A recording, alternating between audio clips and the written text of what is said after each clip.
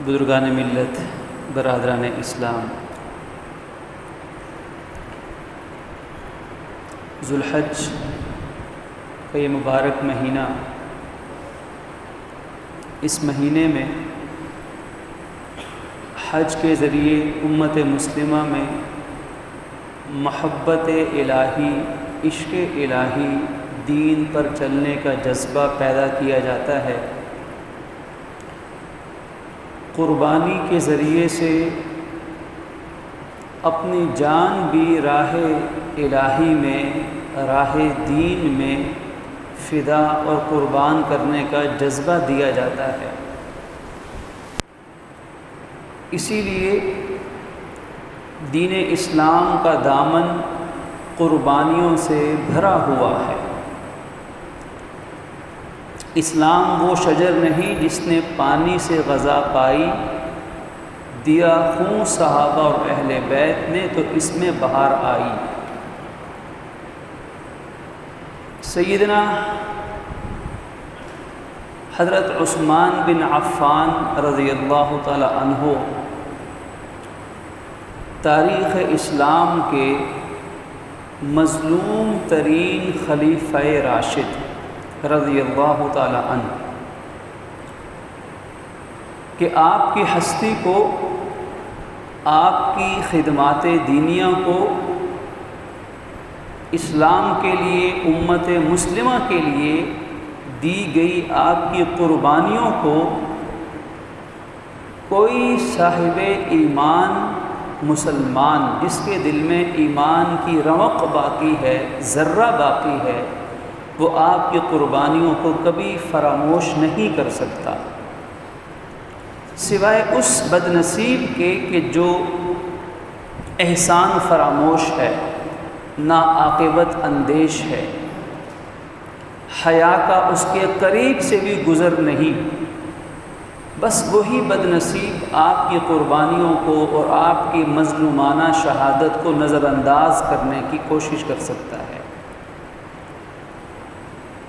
آپ کی بے مثل قربانیاں، بے مثل خدمات تاریخ اسلام کا ایک روشن باب ہے، ایک سنہری دور ہے آپ کا خلافت کا زمانہ۔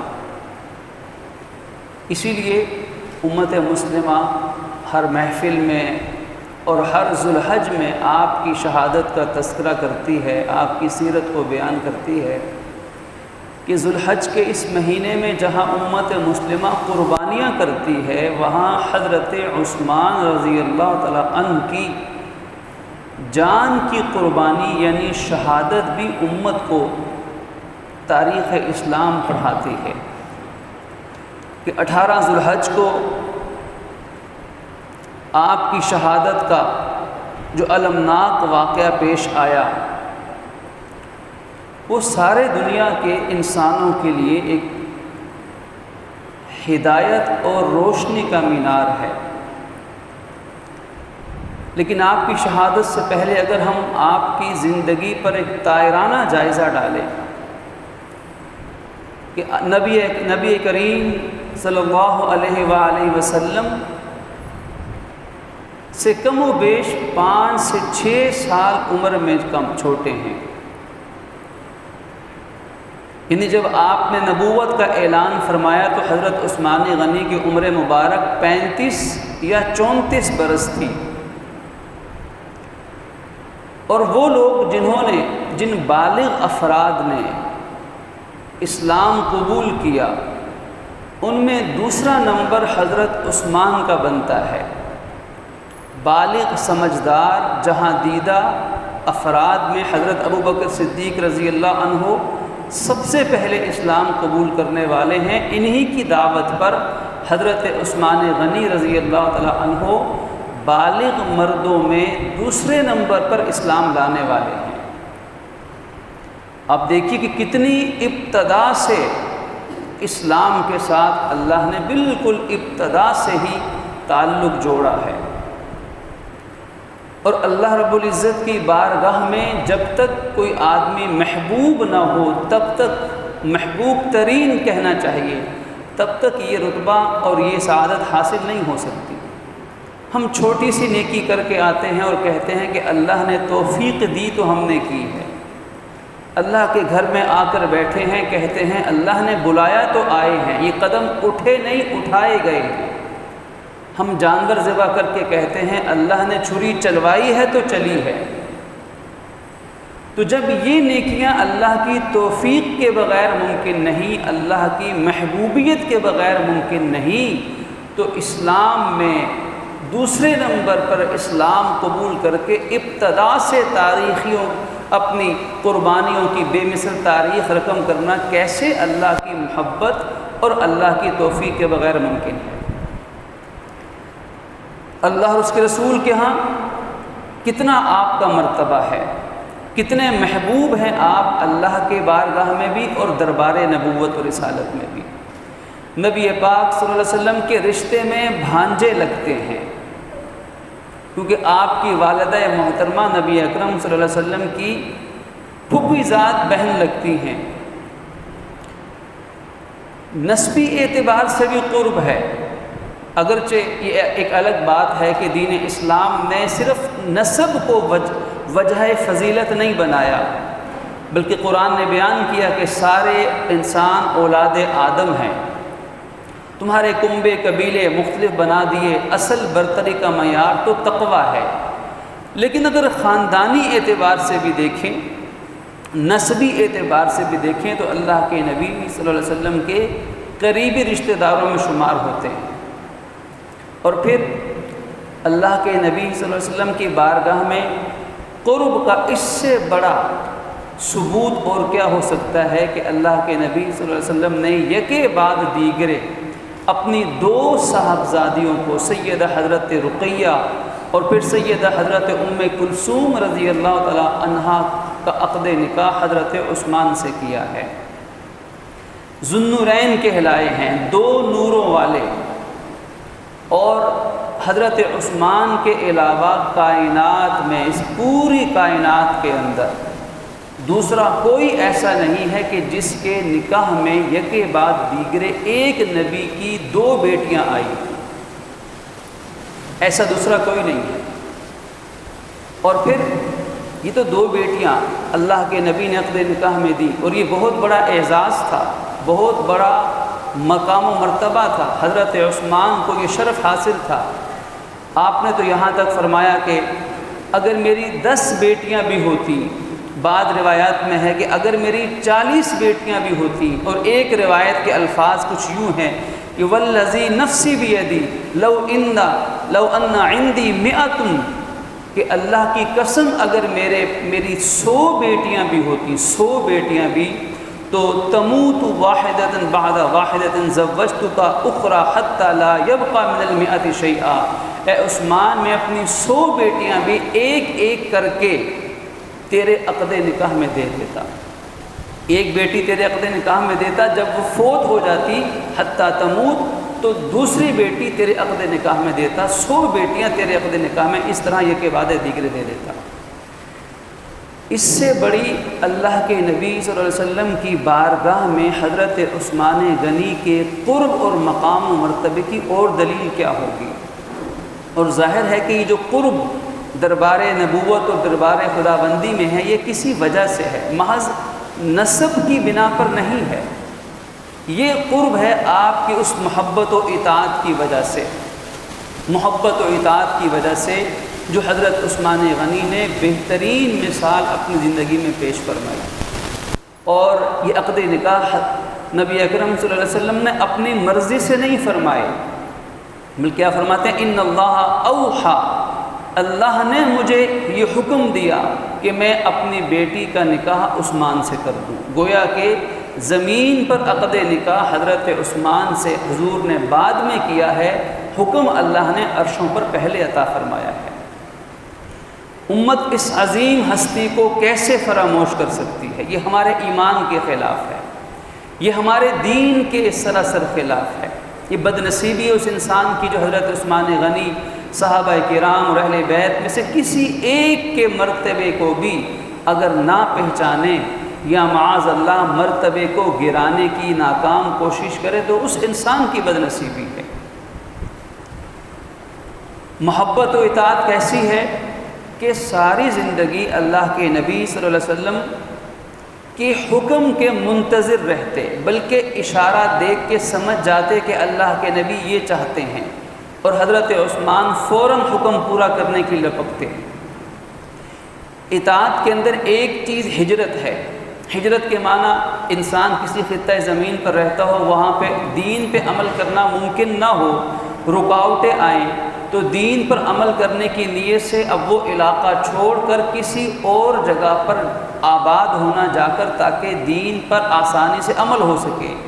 اور اسلام میں ہجرت کی بڑی فضیلت ہے، پچھلے تمام گناہوں کی معافی کا، جنت کا، بخشش کا، اللہ کی رحمت کا اعلان خود قرآن نے کیا۔ اب حضرت عثمان رضی اللہ عنہ اگر ہجرت کا معاملہ اٹھائیں تو ایسا دنیا میں اور کوئی نہیں ہے حضرت لوط علیہ السلام کے بعد کہ جنہوں نے اپنے اہل و عیال کے ساتھ، پورے فیملی اور خاندان کے ساتھ آپ نے اللہ کی راہ میں ہجرت فرمائی ہو۔ آپ ارشاد فرماتے ہیں ان عثمان اول من ہاجرا، کہ عثمان پہلا وہ خوش نصیب ہے کہ جس نے اللہ کی راہ میں ہجرت کی ہے اپنے گھر والوں کے ساتھ، بعد لوط، حضرت لوط علیہ السلام کے بعد۔ اور پھر یہی حضرت عثمان غنی اللہ کے نبی صلی اللہ علیہ وسلم کے حکم پر مدینہ منورہ بھی ہجرت فرماتے ہیں۔ ذوالحجرتین، 2 ہجرتوں والے ہیں، 2 مرتبہ آپ نے ہجرت فرمائی، جو ظاہری طور پر ہے، قانونی طور پر ہے۔ اور قرآن نے کہا السابقون الاولون من المہاجرین والانصار، کہ اطاعت کیسی ہے کہ بالکل ابتدا سے اسلام قبول کیا، ابتدا سے اطاعت شروع کر دی۔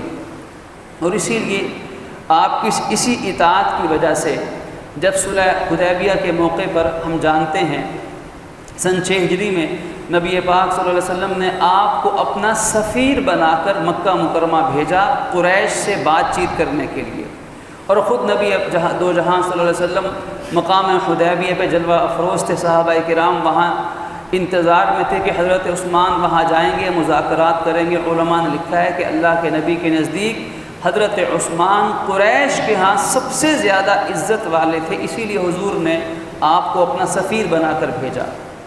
اور پھر لمبا واقعہ ہے، جب قریش نے حضرت عثمان کو پیشکش کی کہ ٹھیک ہے آپ یہاں آ چکے ہیں، آپ بڑے محترم ہیں، آپ تو طواف کر لیں، عمرہ کر لیں، آپ کو اجازت ہے۔ اب آپ دیکھیے کہ اللہ کے نبی صلی اللہ علیہ وسلم سے محبت اور اطاعت کا عالم کیا ہے کہ حضرت عثمان نے طواف اور عمرہ کرنے سے انکار کر دیا۔ حالانکہ کس مسلمان کا جی نہیں چاہتا کہ اللہ کے گھر کا چکر لگائے، طواف کرے، حاضری دے، عمرہ کرے۔ حضرت عثمان نے فرمایا کہ جب تک میرے نبی طواف و عمرہ نہیں کریں گے، عثمان کبھی طواف عمرہ نہیں کر سکتا ہے۔ اطاعت تھی کہ اللہ کے نبی کی اطاعت میں ہمارا سب کچھ ہے۔ اگر اللہ کے نبی کی اطاعت کے بغیر کرتے ہیں تو ہماری کوئی عبادت نہیں رہے گی، کوئی ثواب کا کام نہیں رہے گا۔ زندگی اطاعت میں گزاری۔ اطاعت کی ایک شکل ہے انفاق فی سبیل اللہ کی راہ میں مال خرچ کرنا۔ اور حضرت عثمان غنی رضی اللہ تعالیٰ عنہ وہ محسن امت ہیں کہ ان کے احسانات سے آج تک امت مسلمہ فائدہ اٹھا رہی ہے، قیامت تک یہ سلسلہ چلتا رہے گا انشاءاللہ۔ کتنی مثالیں دی جائیں، بئر روما کی مشہور مثال ہے کہ یہودی کے پاس مدینہ منورہ میں یہ بئر روما نامی جو کنواں تھا، میٹھے شیریں پانی کا کنواں، ظاہر ہے کہ اس وقت پانی اتنی آسانی سے میسر نہیں ہوتا تھا، ضرورت پڑتی تھی، انسان رہتا ہے، بیوی بچے ہیں، گھر بھر بار ہے۔ اب پانی پینے کے لیے مسلمان خواتین بھی مجبوراً اس کنویں سے جا کے پانی لیتی تھی۔ وہاں یہودی بھی ہیں، برے لوگ بھی ہیں، ہر طرح کے لوگ ہیں، اور یہ کافر اور دشمن مسلمانوں کو تنگ کرتے، بچے خواتین کو تنگ کرتے۔ اللہ کے نبی صلی اللہ علیہ وسلم نے فرمایا کون اس کو خرید کر دے گا؟ حضرت عثمان غنی رضی اللہ عنہ نے، لمبا واقعہ ہے، بالآخر اس یہودی کو منہ مانگے دام دے کر وہ کنواں مسلمانوں کے لیے خرید کے وقف کر دیا۔ ہم ذرا تصور کریں کہ اگر پانی کہیں نہ ملے، پینے کے لیے بھی پانی نہ ملے، اور کوئی آدمی ہمارے لیے پوری سوسائٹی کے لیے پانی کا کھلا بندوبست کر دے، لا کے ٹینکر کے ٹینکر کھڑے کروا دے مین روڈ پر کہ آؤ اور جتنا پانی چاہیے لے جاؤ، میٹھا شیریں صاف پانی، جبکہ اور کہیں پانی مل نہ رہا ہو، تو غور فرمائیں کہ اس وقت امت مسلمہ کے دل سے حضرت عثمان کے لیے کتنی دعائیں نکل رہی ہوں گی۔ تو امت مسلمہ کیسے اس احسان کو فراموش کر ڈالے؟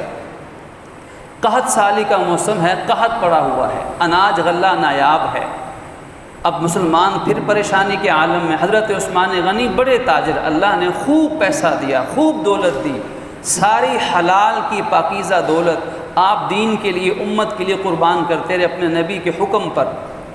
اونٹ منگوائے، جتنے اونٹ بھی تھے، بعض روایات میں ہے 200، بعض میں 300 کے قریب اونٹ ہیں۔ اب ہم ذرا تصور کریں کہ 300 اونٹ، ہم 2-4 اونٹ قربانی کریں تو کیا حال ہوتا ہے۔ 300 اونٹ اور ان پر اناج اور غلہ لدا ہوا ہے، مکے کے چوک میں کھلی جگہ مارکیٹ تجارت میں کھڑے کر دیے، تاجر آ گئے، بولی لگ گئی، ہر ایک نے زیادہ سے زیادہ نفع کے ساتھ وہ تجارت کا مال، وہ غلہ اناج خریدنے کی پیشکش کی۔ حضرت عثمان نے فرمایا کہ نہیں، میں تم میں سے کسی کو نہیں دوں گا، میں اس کو دوں گا جو مجھے اس سے زیادہ نفع عطا کرے گا۔ تو اب مکے کے تاجر حیران تھے کہ اس سے زیادہ نفع تو کوئی انسان نہیں دے سکتا۔ فرمایا ایک ذات ہے جو اس سے زیادہ پروفٹ دینے والی ہے۔ آپ نے اللہ کا نام لے کے وہ سارا اونٹوں کا قافلہ مسلمانوں کے لیے صدقہ کر دیا۔ اب آپ غور فرمائیں کہ یہ آسان کام ہے، کہہ دینا آسان ہے، کہہ دینا آسان، لیکن ذرا تصور تو کریں یہ کتنی جگرے کی بات ہے۔ آخر ایسا کیوں ہے؟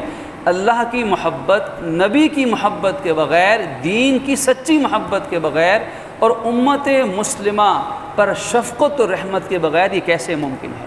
آپ کو پتہ تھا میرا اناج کا ایک ایک دانہ، ایک ایک لقمہ یہ اللہ کے ہاں آخرت میں ذخیرہ بننے والا ہے۔ آج یہ دنیا کی چند چیزیں جو عارضی اور فانی ہیں ویسے بھی نہیں رہنی، یا خود کھا لیا، خود پہن لیا، دنیا میں ہی ختم ہو گیا، لیکن آپ نے اس اپنے مال کو ہمیشہ کے لیے ابدی خزانہ بنایا، اللہ کے نام پہ امت کی خدمت میں پیش کر دیا۔ غزوہ تبوک سن 9 ہجری میں ہم جانتے ہیں کہ رومیوں کے خلاف یہ غزوہ ہوا، اور رومی 1 لاکھ سے زیادہ تعداد میں، ظاہری طور پر دنیا کے سپر پاور طاقت، مسلمان ہزاروں کی تعداد میں ہیں، اور یہ جیش العسرہ، تنگی والا جہاد، تنگی والا سفر، اس میں انتہائی تنگی تھی، مالی لحاظ سے بھی، جانی لحاظ سے بھی، اور انتہائی مشکل وقت تھا۔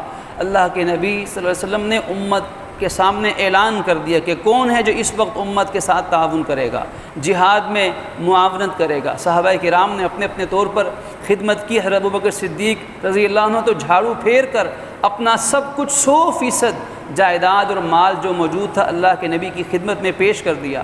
حضرت عمر فاروق نے اپنی آدھی جائیداد سرمایہ حضور کی خدمت میں پیش کر دیا۔ حضرت عثمان غنی 900 اونٹ، 100 گھوڑے، 200 اوقیہ چاندی اور 1000 دینار سونے کے سکے اللہ کے نبی کی خدمت میں پیش کر دیے۔ اب یہ اس زمانے کے لحاظ سے نہیں، آج کے زمانے کے لحاظ سے بھی یہ بہت بڑی خدمت تھی۔ اور اسی لیے جب اللہ کے نبی صلی اللہ علیہ وسلم نے دیکھا کہ عثمان نے اتنا مال و اسباب پیش کیا، اور یہ کیوں کیا تھا؟ اللہ کی رضا کے لیے، حضور کی اطاعت کے لیے، امت پر رحمت اور شفقت کے لیے آپ نے پیش کیا۔ حضور اتنے خوش ہوئے، آپ نے فرمایا ما ذر عثمان ما عمل بعد هذا اليوم ابدا۔ آج اللہ عثمان کی اس خدمت سے اتنا خوش ہو گیا ہے کہ عثمان آج کے دن کے بعد اگر کوئی گناہ بھی کر دے تو اللہ نے اس کو معاف کر دیا ہے، کوئی عمل عثمان کو کبھی نقصان نہیں پہنچا سکتا۔ یہ معمولی احسان تھا، معمولی خدمت تھی۔ اسی طریقے سے مسجد نبوی کی تعمیر، توسیع، حضرت عثمان غنی رضی اللہ عنہ نے اپنا مال پیش کر کر، منہ بولی قیمت ادا کر کے مسجد نبوی کی توسیع کا عمل فرمایا، حضور کی حیات مبارکہ میں بھی اور اپنے زمانہ خلافت میں بھی۔ کتنی بڑی خدمت تھی۔ قرآن مجید کی خدمت کو لے لیجیے، آج الحمدللہ ہمارے ایمان کی جان قرآن مجید ہے۔ ہماری نمازوں کی جان قرآن مجید ہے، مسلمانوں کے تعلیمی نظام کی بنیاد قرآن مجید ہے۔ اس قرآن مجید کے ذریعے سے ہی اللہ نے امت مسلمہ کو غلبہ اور شان و شوکت عطا فرمانی ہے۔ آپ نے فرمایا کہ ان ھذا الکتاب یرفع بعض اقوام ویضع بآخرین، کما قال، کہ اللہ اس قرآن کے ذریعے سے بعض قوموں کو غالب کرتا ہے، یعنی جو اس قرآن کو امام بنا لیں اللہ ان کو دنیا کا امام بنا دیتا ہے، اور جو اس قرآن کو پس پشت ڈال دیں تو ایسی قوموں کو اللہ ناکام اور رسوا کر دیتا ہے۔ آج جو یہ قرآن پاک ہماری مسجدوں میں، ہمارے مکاتب میں، ہماری تعلیمی اداروں میں، ہمارے گھروں میں قرآن مجید آج موجود ہے، اور الحمدللہ پوری امت مسلمہ اس ایک قرآن مجید پر متفق ہے۔ آج یہ احسان کس کا ہے، ہمیں آج یاد کرنے کی ضرورت ہے کہ وہ زمانہ جب حضرت عثمان غنی رضی اللہ عنہ کے پاس حضرت حذیفہ بن یمان آئے، آرمینیا آذربائیجان کے حالات دیکھ کر، بخاری شریف کی روایت ہے، عرض کی امیر المؤمنین فکر کیجئے کہ امت مسلمہ میں کہیں یہ اختلافات ایسے نہ بڑھ جائیں جیسے پچھلی امتوں میں ہوا کہ اللہ نے تورات ایک اتاری اور آج کئی طرح کی توراتیں بائبل میں موجود ہیں، خروج ہے، متی ہے، استثناء ہے، اخبار ہے، 5 طرح کی توراتیں موجود ہیں، ایک اتری لیکن لوگوں نے اختلافات کر کے اپنی اپنی توراتیں بنا دی۔ انجیل ایک اتری لیکن متی، مرقس، لوقا، یوحنا اور 5ویں انجیل برنباس، کئی طرح کی اناجیل آج موجود ہیں۔ حضرت حذیفہ بن یمان جو حضور کے رازدار صحابی تھے، اتنے بااعتماد تھے کہ حضور ہر راز کی بات حضرت حذیفہ کو بتایا کرتے تھے۔ منافقین کی لسٹ حضرت حذیفہ کو حضور نے عطا کی اور حضور کو اللہ پاک نے عطا فرمائی۔ جو راز کا سب سے اہم معاملہ ہوتا حضرت حذیفہ کے علم میں ہوتا، حضور کے رازدار صحابی ہیں۔ مشورہ دی امیر المؤمنین، آپ قرآن مجید کی جو قرأت کا اختلاف ہے، اور یہ قرأت کا اختلاف کیا ہے اسے سمجھنے کے لیے بڑی آسان سی مثال ہے، جیسے ہر زبان کے لہجے مختلف ہوتے ہیں۔ پنجابی زبان کو لے لیجئے، پنجابی لاہور میں بولنے والوں کی مختلف ہوگی، فیصلہ آباد میں اور ہوگی، اور سیالکوٹ، شیخوپورہ میں، گوجرانوالہ میں اور ہوگی، مختلف لہجے ہیں۔ پشتو زبان کو لے لیجئے، پشتو پشاور کی اور ہوگی، بنو اور باقی علاقوں کی اور ہوگی۔ اردو زبان کو لے لیجئے، اردو لاہور کی مختلف ہے، کراچی کی مختلف ہے، اور دہلی، کلکتہ کی، لکھنؤ کی مختلف ہوگی۔ انگلش زبان کو لے لیجئے، کیمبرج، آکسفورڈ، کئی طرح کے لہجے ہیں۔ بالکل اسی طریقے سے عربی زبان کے بھی مختلف لہجے ہیں، بلکہ زیادہ لہجے ہیں۔ باقی زبانوں کی بنسبت عربی زبان زیادہ وسیع زبان ہے۔ اتنی وسیع زبان ہے کہ جس زبان کے کسی عام زبانوں کے اندر جس لفظ کے لیے 2، 4، 5، 10 الفاظ اس چیز کو بیان کرنے کے لیے ہوتے ہیں، عربی زبان میں اس چیز کو بیان کرنے کے لیے ہزاروں الفاظ ہوتے ہیں۔ ایسی وسیع زبان کیوں؟ کیونکہ لہجے مختلف تھے، اور اس زمانے میں 7 لہجے بڑے تھے۔ ان لہجوں کی وجہ سے قرآن کی قرأت میں اختلاف ہوتا تھا، کیونکہ جو عربی زبان کو مکمل نہیں جانتا تھا تو اس کو اختلاف چونکہ اس کے علم میں نہیں ہوتا تھا لہجہ، تو یہ لہجے کا اختلاف تھا، قرأت قرآن کا اختلاف تھا، جس سے آرمینیا آذربائیجان کے بعض علاقوں میں جہاں اہل عجم مسلمان تھے، عجمی مسلمان تھے، ان کے ہاں اختلاف پایا گیا۔ حضرت عثمان غنی تک یہ بات پہنچی، آپ نے فوراً صحابہ کرام کا اجلاس طلب کیا، مشاورت کی، آخر میں طے یہ پایا کہ حضرت ابوبکر صدیق رضی اللہ عنہ کے زمانے میں جو قرآن مجید کو اکٹھا کیا گیا تھا، وہ مصحف منگوا کر حضرت حفصہ رضی اللہ تعالیٰ عنہ ام المؤمنین سے اس کی روشنی میں قرآن مجید کو ایک قرأت پر، ایک رسم الخط اور فونٹ پہ لکھا جائے، تاکہ پوری امت مسلمہ اس ایک قرآن کے ایک قرأت پہ متفق ہو جائیں اور اختلاف رائے ختم ہو جائے۔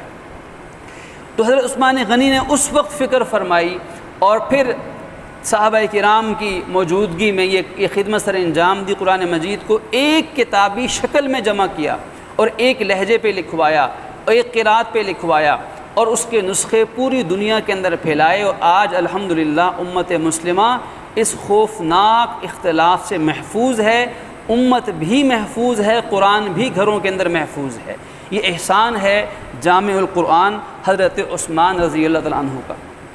آپ کی خدمات کا ایک سلسلہ تو وہ ہے جو خلافت سے پہلے کا زمانہ ہے، اس میں مالی طور پر خدمت، جانی طور پر خدمت، اطاعت نبی، اطاعت الہی اور جہاد کے اندر شرکت، حضور سے قریبی تعلق، نسبی تعلق، یہ ساری کی ساری خدمات اگر ہم دیکھیں تو اخلاقی جو اخلاقی آپ کا مقام و مرتبہ تھا کہ یہ ساری خدمات اخلاق اور ایمان کے بغیر ناممکن ہے۔ اخلاقیات میں کئی چیزیں ہیں، ایک چیز کو لے لیجئے، حیا، کہ حیا تمام اخلاقی چیزوں کی بنیاد ہے۔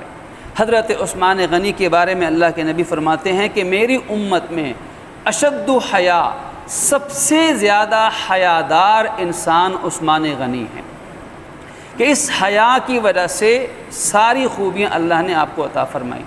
پھر اسی طریقے سے اگر ہم خلافت کا زمانہ لیں کہ آپ کے زمانے خلافت میں جو امن و سکون حضرت عمر فاروق رضی اللہ عنہ کے زمانے میں تھا، وہی امن و سکون حضرت عثمان غنی رضی اللہ عنہ کے زمانے میں بھی قائم رہا۔ دیگر خدمات بھی انجام دی جاتی رہیں اور دنیا کے بڑے بڑے علاقے افریقہ تک اس سے آگے اسلام کا دور دورہ ہوتا رہا اور کئی نئی چیزیں شروع کی گئیں۔ آپ نے مسافر خانے بنوائے، آپ نے پل اور سڑکیں بنوائیں، آپ نے نہریں کھدوائیں، مہمان خانے، مساجد، مدارس کا نظام قائم کیا۔ مدینہ منورہ کے گرد آپ نے ایک ایسی دیوار اور بند بنوائی تاکہ سیلاب اور پانی اور دیگر چیزوں سے مدینہ منورہ محفوظ رہے۔ آپ نے پورا محکمہ پولیس جو حضرت عمر فاروق کے دور خلافت میں قائم کیا گیا، آپ نے اس کو مزید بہتر کیا۔ تجارت، صنعت و حرفت و زراعت کو آپ نے ترقی دی، گویا کہ دینی لحاظ سے بھی اور دنیاوی لحاظ سے بھی، ہر لحاظ سے آپ نے خلافت عثمانی کو پوری دنیا میں اسلام کے پھیلاؤ اور امت مسلمہ کی خوشحالی کا ذریعہ بنایا۔ اور آپ نے 2 ماہ، تقریباً 12 سال سے 2 ماہ کم کے عرصے میں آپ نے یہ تمام خدمات سر انجام دی۔ کم و بیش 12 سال کا زمانہ خلافت ہے، اور اس زمانہ خلافت کے بعد سن 35 ہجری آئی، 35 ہجری، اور یہ سال ختم ہونے کو قریب تھا۔ ذوالحج کا آخری تو اسلامی مہینہ ہے۔ اس مہینے کے اندر حضرت عثمان غنی کو جس دردناک انداز میں شہید کیا گیا، اور آپ کی شہادت کا جو پہلو کہ مظلومانہ شہادت ہے، مظلومانہ شہادت، اور کیسی دردناک شہادت ہے کہ کم و بیش 40 دن تک، 40 دن راتیں آپ کے گھر میں پانی کا ایک قطرہ نہیں پہنچنے دیا گیا۔ ہم اندازہ لگائیں کہ ایک دن روزہ رکھیں، شام کو حلق کی کیا حالت ہوتی ہے، حالانکہ ساری سہولیات موجود ہیں۔ حضرت عثمان غنی 40 دن اور آپ کی اہلیہ محترمہ گھر میں بھوکے پیاسے رہتے ہیں۔ گھر کا محاصرہ بلوائیوں نے اور باغیوں نے کیا ہوا ہے۔ اگر آپ چاہتے تو حکم دیتے اور اسلامی مجاہدین، اسلامی فوج جو پوری دنیا میں گھوڑے دوڑا رہی تھی، پوری دنیا کو فتح کر رہی تھی 12 سال تک، تو حضرت عثمان غنی اگر حکم دیتے تو ان باغیوں کی گردنیں نہیں اتروا سکتے تھے۔ بالکل جس فوج نے پوری دنیا فتح کی ہے وہ اپنے خلیفہ راشد کی حفاظت کے لیے ایسا یقیناً کر سکتی تھی، اس کے لیے کوئی مشکل نہیں تھا، لیکن آپ فرماتے تھے کہ میں ایک فرد واحد، اپنے آپ کثر نفسی دیکھی، عاجزی، کہ میں ایک فرد واحد کے لیے امت میں خون بہانے کی اجازت نہیں دیتا۔ آپ نرمی سے، رحمت، اپنی ذات کے لیے نرمی اور رحمت سے کام لیتے رہے۔ بلوائی اور باغی وہ اس نرمی کا فائدہ اٹھاتے ہوئے احسان کی لاج رکھنے کے بجائے، حیا کرنے کے بجائے اور زیادہ جری ہوتے رہے اور گھر کا محاصرہ کیا، کھانا پینا بند کر دیا۔ اب یہاں سوال اٹھتا ہے کہ 40 دن کھائے پیے بغیر کیسے زندہ رہے؟ آپ فرماتے ہیں کہ جب مجھے بھوک لگتی تھی تو میں قرآن کی تلاوت شروع کر دیتا تھا، جب مجھے پیاس لگتی تھی تو میں قرآن پڑھنا شروع کر دیتا تھا، اور جیسے جیسے قرآن پڑھتا تھا اللہ قرآن کی برکت سے میری بھوک بھی مٹا دیتا تھا، میری پیاس بھی ختم کر دیتا تھا۔ اور آپ کہیں گے یہ کیسے ممکن ہے؟ یہ ممکن ہے، اللہ کے نبی کی صحیح حدیث موجود ہے کہ قیامت سے پہلے جب امت مسلمہ دنیا میں دجال اور یاجوج ماجوج پھیل جائیں گے اور مسلمان آبادیوں سے نکل کر ویرانوں میں چلے جائیں گے، فرمایا کہ وہ میری امت کے بہترین مسلمان ہوں گے۔ رہیں گے کہاں پر؟ جنگلوں میں، پہاڑوں پہ، غاروں میں اور آبادیوں میں نہیں آ سکیں گے، کیونکہ یہاں آئیں گے تو ایمان جائے گا، اور ایمان کی حفاظت کے لیے وہ اپنا سب کچھ چھوڑ کے ویرانوں میں چلے جائیں گے، حتیٰ کہ ان کے پاس کھانے پینے کے لیے کچھ نہیں ہوگا۔ آپ فرماتے ہیں وہ میری امت کا سب سے بہترین حصہ ہوں گے، اس لیے کہ جب انہیں بھوک اور پیاس لگے گی تو وہ اللہ کا ذکر کریں گے، اللہ اس ذکر سے ان کی تمام ضروریات کو پورا فرما دے گا۔ ان مسلمانوں کا آئیں گے کب؟ بالکل آخر میں۔ نہ وہ صحابہ ہوں گے، نہ اہل بیت میں ہیں، نہ تابعین تبع تابعین ہیں، امت کا سب سے آخری حصہ ہے۔ لیکن ایمان کیسا ہے؟ ایمان ان بڑے عظیم صحابہ کرام جیسا ہوگا کہ سبحان اللہ کہیں گے پیاس ختم۔ ہم بھی کر دیکھیں اپنے امتحان کا، ایمان کا امتحان، لیکن ہم نہیں لے سکتے، ہم چھوٹے ہیں۔ اللہ نے ایسا ایمان مضبوط کیا ہوگا۔ یہی ایمان بڑوں کا تھا۔ حضرت عثمان غنی کی بھوک اور پیاس ضروریات اللہ قرآن سے پوری کرتا تھا۔ اس حالت میں شہید کیے گئے کہ آپ کے سامنے قرآن مجید کھلا ہوا تھا۔ جب آپ کا گلا کٹا، جسم کے ٹکڑے ہوئے تو قرآن پہ اس کی چھینٹیں پڑیں، اور اللہ کا قرآن قیامت میں آپ کی شہادت کی گواہی دے گا۔ اس عظیم ہستی کو حضرت عثمان غنی ذو النورین کہا جاتا ہے رضی اللہ تعالیٰ عنہ، اور امت مسلمہ آج بھی آپ کے احسانات کو یاد رکھتی ہے اور آپ کی اتباع میں اپنی نجات سمجھتی ہے۔ والإسلام ديني ومحمدا رسول الله ويقيني أدنو إليه ساجدا بجبيني اقبل صلاة